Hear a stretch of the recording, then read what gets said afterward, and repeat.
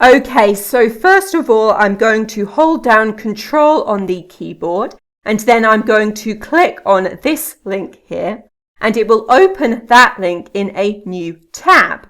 And I can do this over and over again. So I'll hold down Control and I'll click on this link, and it will open that in a new tab as well. And I can open as many of these pages as I want. Now that I have lots of different tabs open, we can have a look at the keyboard shortcuts we can use to move between different tabs. So the first one that I want to show you is Control tab, and this will move you along the tabs. And then if you want to move in the opposite direction, you can use Control and Shift and tab, and that will move you in the opposite direction. Then you can also use the keyboard shortcut Control and Page Down, and this will also move you along the tabs. And then Control and Page Up will move you in the opposite direction. You can also go to a particular tab by using Control and then one of the numbers. So Control 3 will take you to the third tab, and Control 1 will take you to the first tab. This works all the way up until Control 8, at which point it stops working, and Control 9 will take you to the very last tab on the right-hand side, no matter how many tabs you have open. Now we can close a tab by using the keyboard shortcut Control W. And this keyboard shortcut will close whatever the tab is that you have open at the time. And then we can use the keyboard shortcut Control Shift and T, and this will open the tab that you just closed.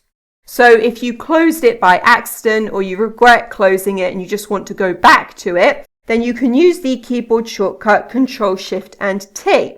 And if you keep using this shortcut, then it will keep going back through all of the pages that you previously closed. And then the keyboard shortcut Control T will just open a new tab, and this tab will be completely blank. So the T in Control T stands for tab.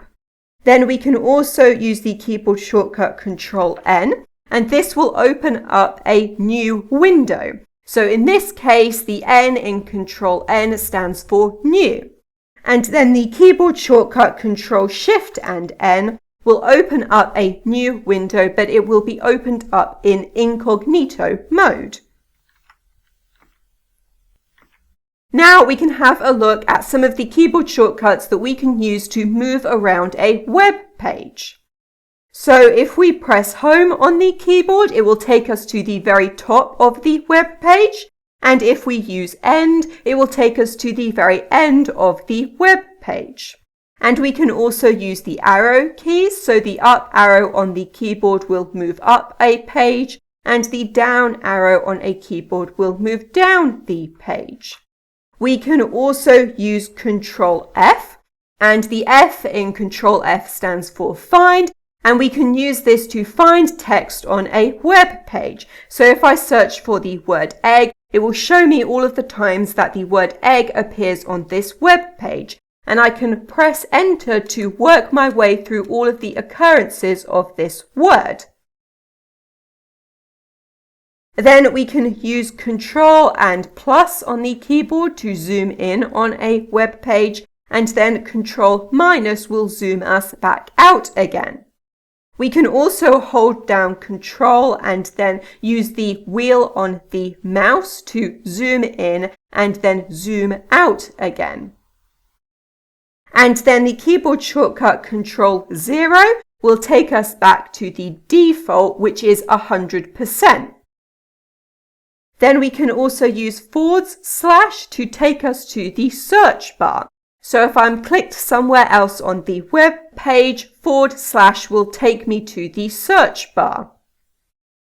Now if I click on one of these web pages, I can then use Alt and the left arrow to take me back to the previous page. And Alt and the right arrow will take me forwards again to this page.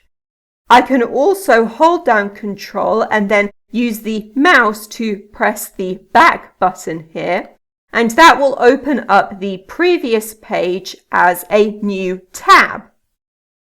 Then in order to duplicate a tab, we can use the keyboard shortcut Alt-D, and that will take you into the address bar and select everything in the address bar, and then Alt-Enter will take the address that you have selected and search for it in a new tab.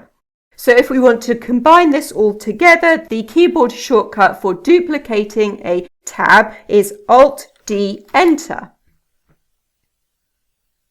Now we can use the keyboard shortcut Control-H to open up the history page, and the H in Control-H obviously stands for history, and this will show us all of the pages that we have been on in the past.